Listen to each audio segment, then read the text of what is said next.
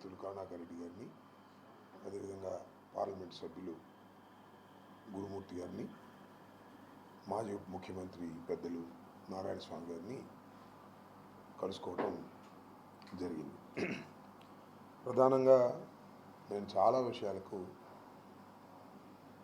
Jail నుంచి బయటకు వచ్చిన తర్వాత చాలా సుదీర్ఘంగా అన్ని విషయాలను నేను మీడియా ద్వారా రాష్ట్ర ప్రజానీకానికి తెలియపరిచేటటువంటి ఒక ప్రయత్నం చేశాను.